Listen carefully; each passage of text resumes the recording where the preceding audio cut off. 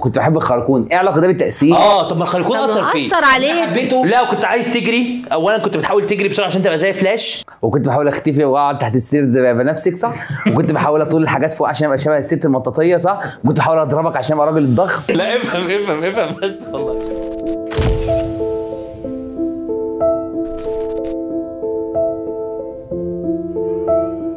ماما بتحبني اكتر واحد من البيت. ليه بتحب ابنك كبير اكتر مني؟ واقف مصدوم في مرايتي.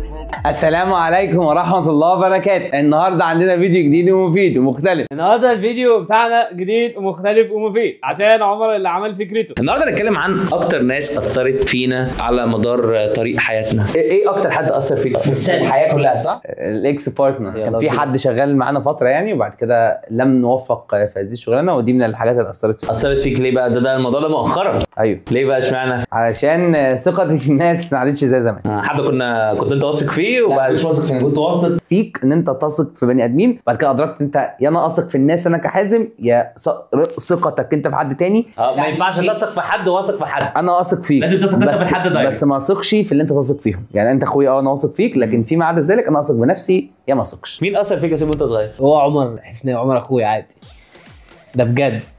صح بالظبط، كان مأثر فيا. عرفت منطقي. هو عمر كان مأثر فيا، نحكي تفاصيل. عمر كان مأثر فيا فتره في حياتي لاني كنت شايفه النموذج الباد بوي والجود بوي، الفتى الطيب والفتى المشاغب. ده خليهم يتفرجوا على فيديو القدوه والمصلحه. ايوه فدي حقيقه، هو ده اللي اثر فيا. هتكلم عن نفسي سريعا. انا اكتر حد اثر فيا من وجهه نظري، طب انت عارف مين؟ مين؟ مس دين. انت رايك مين؟ ما عنديش معلومه. مس دينا صح. بجد يا جماعه مش محتاجه حاجه يعني. ازاي كده؟ عارفني يا حسن مزعج لما بيعرفني كده بحس ان انا فاهم كشفني.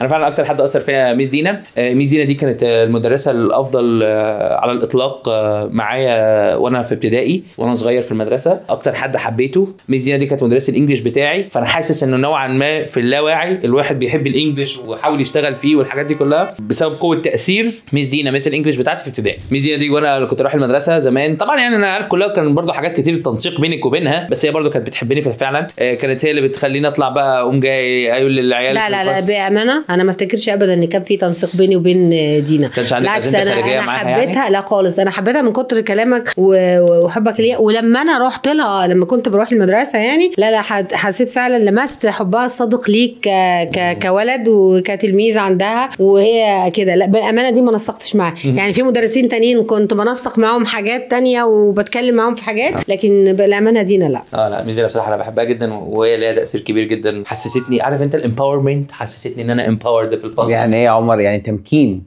مكنتني بالظبط. خلتني انا اللي ابقى ليا مثلا، عشان انا مثلا شاطر وبعمل حاجات معينه، فانا اللي اقف مثلا في الفصل اقول للعيال مره يقعدوا طب انت اقرا طب انت ما تقراش، اللي هو حسستني بنفسي قوي بصراحه. فانا اثر فيا ميس دينا، وتاثيرها اعتقد لحد دلوقتي انا لمسه. من الحاجات اللي عايزين نتكلم فيها ان التاثير اللي لحد دلوقتي احنا لامسينه برضه من الناس. يعني مين اثر فيكي اكتر حد في طفولتك في رايك؟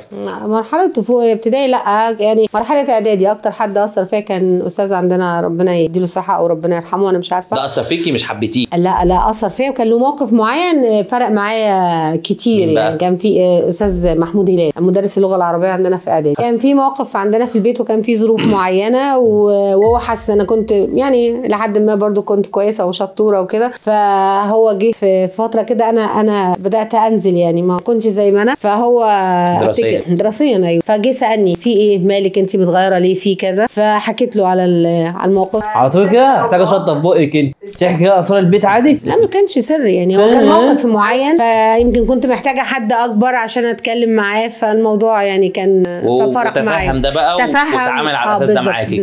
عمري ما انساه، وانا لسه قبلها من كام سنه فاتت كده، وهو لسه فاكرني يعني، وانا لابسه نقاب وكل حاجه، وهو والله يعني. نطلع بقى لمرحله بعد كده، وهو حازم. كده يا حازم احنا عايزين حد يكون اثر فيك ابتدائي اعدادي ثانوي، ان شاء الله كرتون معين. يعني انا في الكرتون انا ممكن اقول لك تيمون وبومبا اثروا فيا. والله ما في حد. ولا كرتون ولا فيلم لا ازاي وكان مأثر فيك اللي هم بتوع الهيرو ده الكرتون. فاهمه انت بتحب الخركون؟ كنت بحب الخركون، ايه علاقه ده بالتأثير؟ طب ما الخركون اثر فيك ان انا حبيته. لا وكنت عايز تجري، اولا كنت بتحاول تجري بسرعه عشان تبقى زي فلاش، وكنت بحاول اختفي واقعد تحت السرير زي بنفسك صح؟ وكنت بحاول اطول الحاجات فوق عشان ابقى شبه الست المطاطيه صح؟ وكنت بحاول اضربك عشان ابقى راجل الضخم. لا افهم بس والله. حازم اختار حد اثر فيك وانت صغير. فيها هو نوعا ما عمر برضه. اقسم بالله يعني انا لما اجي افكر في حد، اول حد اسم جه في دماغي عمر، انا قلت اكيد لا، بس لما جيت فكرت تاني مفيش غيرك. موضوع التأثير مش ان هو اثر فيك ان هو عدل حاجه او صلح حاجه او عمل حاجه او ان هو له اثر ممتد. لكن مثلا انت مثلا فكره التحدي اللي احنا بنتكلم عنها اتعلمتها من حد؟ لا ما اتعلمتهاش، ده ساعدك ان في حد بيتحداك فانت خلتك تعلى. ما هو ده بشكل او باخر تأثير. هو مش التأثير ان انا لازم يكون حد قدوه. بس لحظه احنا اتكلمنا عن فيديو قدوه، احنا بنتكلم عن تأثير. يعني مثلا اختيارك للشخص اللي اثر فيك في الشغل خلاك ما تبقاش واثق في الناس بسهوله، ده فعلا معنى كلمه تأثير. ما هو ده بالظبط، عشان ده الحاجه الوحيده اللي انت لامسها دلوقتي. زمان مفيش حاجه حسستك بحاجه معينه خلتك تاثر. لا يعني انت كنت بتذاكر اكتر او عايز تنجح اكتر، او في مثلا احنا حضينا تحدي في امتحان معين او حاجه، ما انت عملت ده وعليت بيه علشان تكون اعلى من شخص معين. لما انت بتتكلم مثلا وكنا بنقعد كلنا وقاعدين نذاكر في حاجه معينه وهو بيعلي عليك في اجابه سؤال، طب ما انت برضو كنت بتذاكر اكتر. فده اللي انا قصدي عليها. يعني مين اثر فيك بقى؟ محمد عادل. كرتون كارل اللي في جيمي نيوترون، بجد كنت موهوم بالشخصيه دي. خلاص حد يا جماعه شخصيه مستقله، حد شخصيه مستقله ما حدش اثر فيه خالص، مش مهم. نرجع تاني. مين اثر فيكي؟ مين اثر فيكي يا ماما مؤخر؟ عمر حسين. انا مجرم في التأثير ولا زي كده. انا انفلونسر بجد. ما بين الانفلونسر بس اظن هو رايها بالسلبي. احكي لنا يا ماما، قولي لي. لا والله ما تأثير سلبي خالص، تأثير ايجابي. صرت فيا بجد. انا اتعلمت منك مؤخرا حاجات انا ما كنتش اعرف. من الناس اللي انت يعني عرفتني عليهم الشيخ احمد السيد، يمكن سمير مصطفى. لا انا مؤثر فيكي من قبل التوبه كمان. انا مؤثر فيكي من ايام الاجانب. يعني عمر على حسب اتجاهه ما حدش بيوجهنا، بنتجه والله بجد على حسب اتجاهه بنتجه. عمر قرر ايه الشغل اللي هنشتغله فاشتغلناه بطريقه او باخرى. يعني عمر هو اللي قرر مثلا ان احنا نعمل فيديوهات. انا اكتر ابعد ما يكون ان انا احب اعمل فيديوهات. انا عن نفسي انا بكرهش في حياتي. عادي حلو اللي احنا فيه، بس قصدي ما بحبش اتصور، ما بحبش الصور، ما بحبش اعمل فيديوهات، ما بحبش الناس اللي بتتفرج علينا او ما بحبكش انت كمان. الماضي البتاع ده انا ما بحبوش وما بحبكش انت كمان. يعني هو عمر عمل كده، فبجد بطريقه باخرى احنا بنتوجه، او انا هتكلم عن نفسي، انا بتجه ناحيه الاتجاه اللي اظن عشان كان يعني عمر بعيد عن مجاله في هندسه، فانا نوعا ما لفتره من الزمن كنت برضه مقتنع ان هو لا، بس انت دلوقتي عمال بتخون وبتقرب لصيدله وبتدمر نفسك، وفي صوت في عقلي من ورا بيخليني ابعد شويه عشان نوعا ما متاثر. هو مش في عقلك، هو قالها لك في وشك. يعني انا رايح اعمل اكتر من كده ايه يعني؟ يعني انا اثرت برضو فيكي بالشخصيات اللي احنا بتاثر انا بيها، بالشخصيات اللي انا بحبها وبتفرج عليها ممكن وكده، صح؟ ده حقيقي. وشويه برضو لما بنقعد نتكلم مع بعض، صحيح دايما مش كل حاجه بتدخل جوه دماغي، بس انت في بعض المواقف بعض الكلمات انا مقنع نوعا ما. لا عمر مش مقنع. لا معايا اقنعني ببعض الامور والله، وبعدين بيديني ادله عليها. هو انا ازاي مش مقنع وباثر؟ عشان مالهاش علاقه، عشان في فرق ان انت محطوط في زون معينه في دماغنا، انت شخص مثلا مميز، فنوعا ما اكيد بقوله صح. في فرق. انا بقى اثر فيا، اقول لكم انا بقى اثر فيا. مين اللي اثر فيك؟ مرجعي. لا والله يعني انا اثر فيا فعلا. انا اعتقد انا على مراحل حياتي اثر فيا حاجات مختلفه، من وانا صغير لما كان بيأثر فيا تيمون وبومبا، لحد بقى ما كبرت مؤخرا واثر فيا. ليه؟ وعلى فكره وانت برضو اثر فيك كتير ناس كتير، مدرسين كتير مروا بيك واخدت منهم حاجات كتير. انا اعتقد انا برتبط عاطفيا شويه بالاشخاص، ولما برتبط بحد عاطفيا يعني فاهمه بوصل معاه لمرحله غريبه يعني في دماغي. ده حقيقه. فده بيخليني اتفهمه جدا.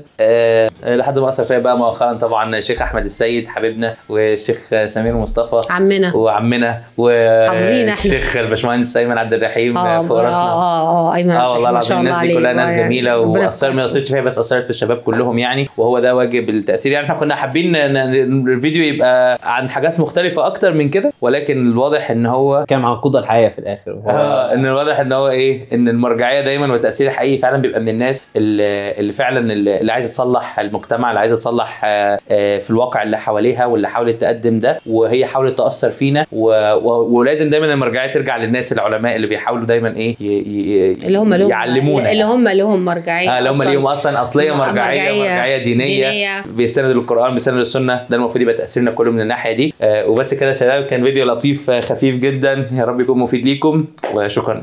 بس اهم حاجه يا جماعه بالله عليكم ما تنسوش اللايك والشير والسبسكرايب والجرزات والحاجات الحلوه دي يعني، وكومنتات تحت بقى ايه، كومنتات تحت اكتبوا لنا يا ريت حد. انا طبعا قفلت الفيديو بسرعه النهارده عشان خاطر هم قالوا عمر، فانا حبيت الاجابه دي وقفلتها عشان لو فكروا اكتر من كده ممكن يرجعوا في كلامهم. يلا سلام عليكم.